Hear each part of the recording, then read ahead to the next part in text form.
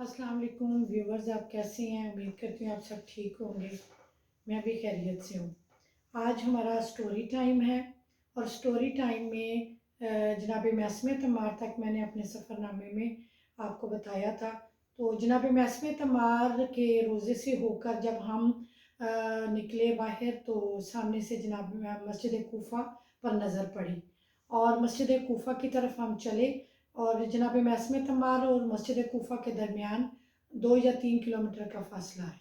وہاں سے ہم پہلے مسجد کوفہ گئے جناب معصومہ عمار کے روزے سے ہو کر جب ہم مسجد کوفہ پہنچے تو مسجد کوفہ میں ہم نے نماز مغربین ادا کی، اور جس طرح کہ میں نے مسجد حنانہ کے متعلق بھی ان کی مسجد حنانہ کی فضیلت، مسجد سیلہ کی فضیلت اور ان مساجد کی فضیلت بتانا ضروری سمجھتی ہوں، تاکہ ویورز آپ کو پتہ چلے کہ ان مساجد کے کیا فضیلت ہے اور وہاں پہ نوافل پڑھنے کی کتنی فضیلت ہے۔ مسجد کوفہ کی فضیلت، مسجد کوفہ کی فضیلتیں بہت زیادہ ہیں، تاہم اس کی فضیلت میں یہی کافی ہے کہ مسجد کوفہ ان 4 مسجدوں میں سے ایک ہے کہ جہاں فیض و برکت حاصل کرنے کے لیے جانا مناسب ہے۔ نیز یہ ان 4 مقامات میں سے ایک ہے جہاں مسافر کو قصر اور تمام نماز پڑھنے میں اختیار ہے، یعنی کہ جو بھی مسافر جاتا ہے وہ قصر نماز نہیں پڑھتا بلکہ پوری نماز پڑھی جاتی ہے، اور ہم نے بھی نماز مغربین پوری پڑھنے میں اختیار ہے۔ اور وہاں ایک فریضہ نماز ایک حج مقبول اور اس 1000 نماز کے برابر ہے جو کسی اور جگہ بجا لائی جائے۔ روایتوں میں آیا ہے کہ مسجد کوفہ انبیاء کرام اور قائم آل محمد کا مقام نماز ہے۔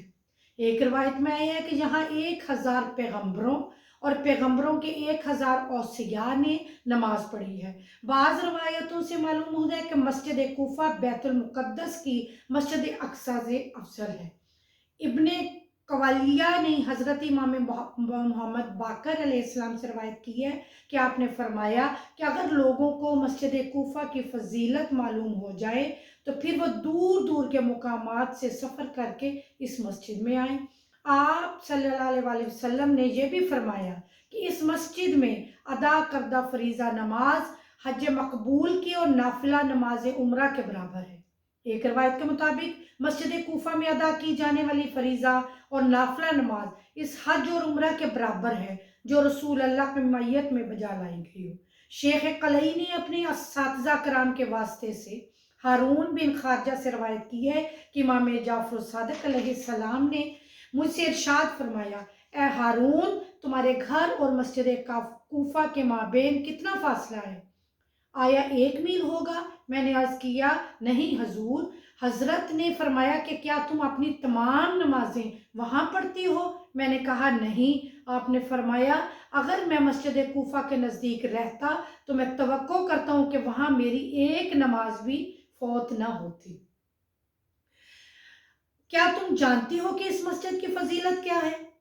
کوئی عبد صالحہ اور پیغمبر ایسا نہیں گزرا مگر یہ کہ اس نے یہاں نماز ادا کی ہے، یہاں تک کہ جب شب معراج رسول خدا صلی اللہ علیہ وسلم کو لے جا رہے تھے تو جبرائیل نے آپ سے عرض کی، کیا آپ کو معلوم ہے کہ اس وقت آپ کس جگہ پر ہیں؟ اس وقت آپ مسجد کوفہ کے سامنے سے گزر رہے ہیں۔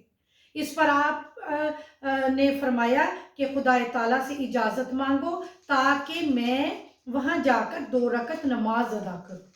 تب جبرائیل نے حق تعالیٰ سے اجازت طلب کی اور اللہ نے اجازت فرمائی، پس حضرت صلی اللہ علیہ وسلم نے وہاں اترے اور 2 رکعت نماز ادا کی۔ بے شک اس مسجد کے دائیں طرف جنت کے باغوں میں سے ایک باغ ہے، اس کے درمیان میں اور اس کے عقب میں بھی جنت کے باغوں میں سے ایک باغ ہے۔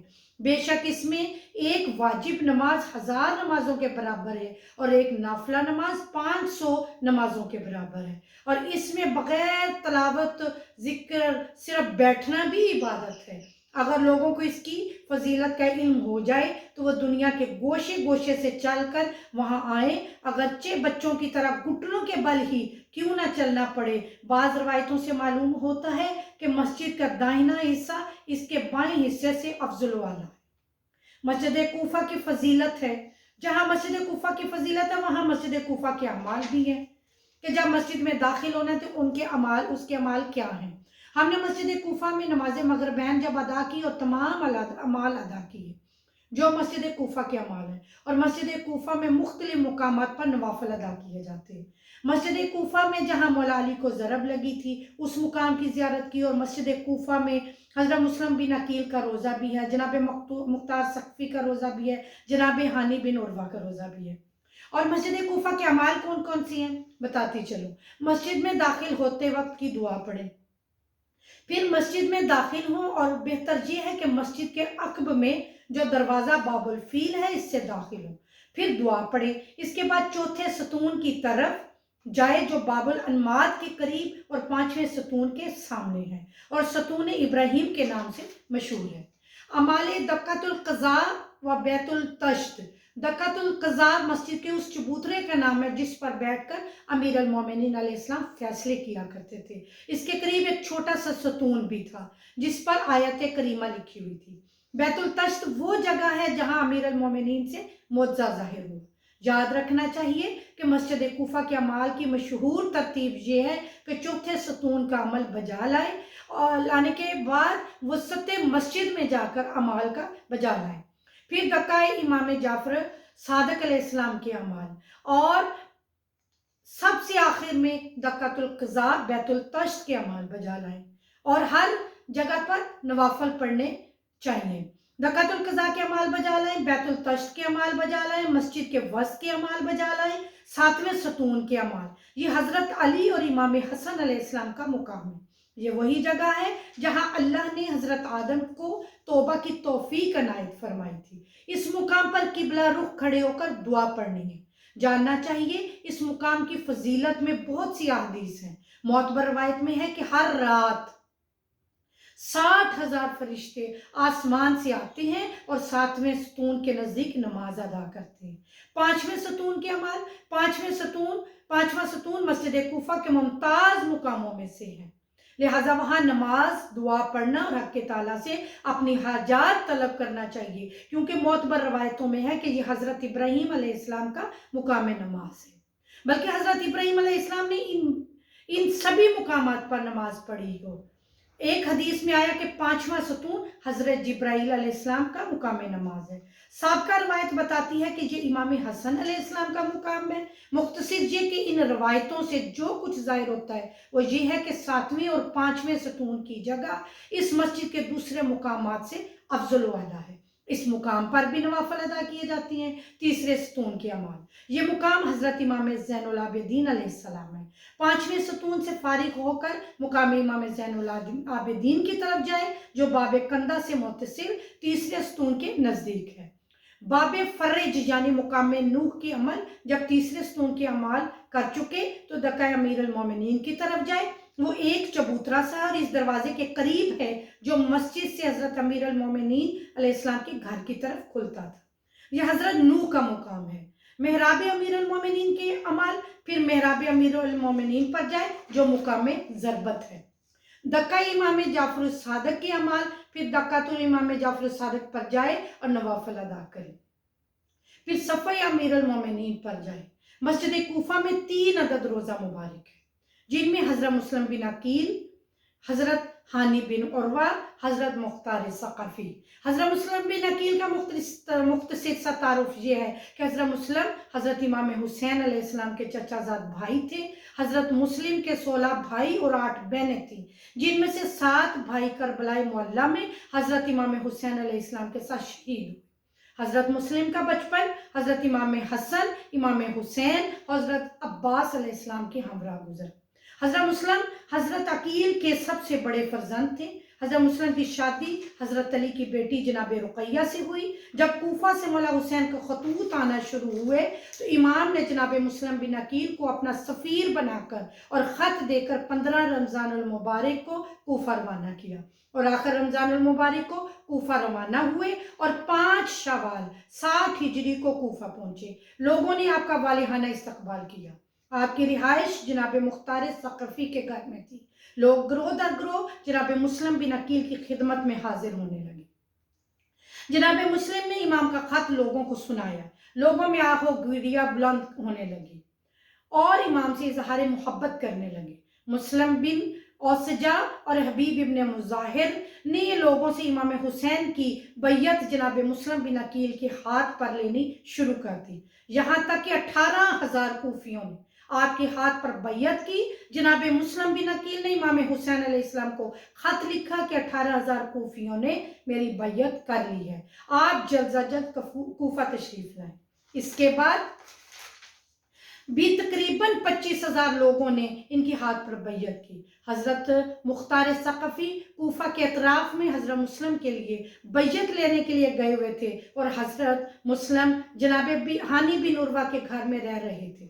اتنے لوگوں کی بیعت کے باوجود کوفہ والوں نے اپنی روایت برقرار رکھتے ہوئے حضرت مسلم سے بے وفائی کی، اور ابن زیاد ملعون کے ڈرانے دھمکانے اور لالچ میں آ گئے۔ آخر آپ کے ساتھ کوئی بھی نہیں بچا، اور آپ مظلومیت کے ساتھ 9 ذی الحجہ 60 ہجری کو شہید ہوئے۔ آپ کا روزہ مسجد کوفہ سے ملحق ہے۔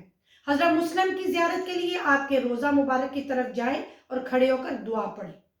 حضرت ہانی بن عروہ جن کا روزہ بھی مسجد کوفہ میں ہے، ان کا مختصر تعارف۔ حضرت ہانی بن عروہ کوفہ کے رہنے والے تھے، آپ شیعان کوفہ کے رئیس تھے اور رسول خدا کے صحابی بھی تھے۔ حضرت علی علیہ السلام کے ہمراہ جنگ جمل اور جنگ صفین میں شریک ہوئے۔ کوفہ کے بزرگان میں ان کا شمار ہوتا تھا۔ کہتے ہیں کہ جب شہر کوفہ میں گھوڑے پر سوار ہو کر چلتے تھے تو 400 زرہ پوش گھوڑے سوار ان کی اطاعت میں چلتے تھے۔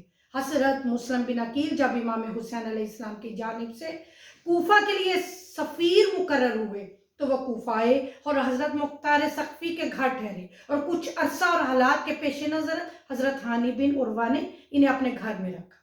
حاکم کوفہ ابن زیاد نے حضرت ہانی کو گرفتار کیا اور جناب مسلم بن عقیل کو حوالے کرنے کو کہا، تو ہانی بن عروہ نے اپنے مہمان کو ابن زیاد کے سامنے پیش کرنے سے انکار کر دیا۔ ابن زیاد نے اپنی چھڑی سے جناب ہانی کا سر پھاڑ دیا اور انہیں قید کرنے کا حکم دیا۔ حضرت مسلم کی شہادت کے بعد حضرت ہانی بن عروہ کو بھی شہید کر دیا۔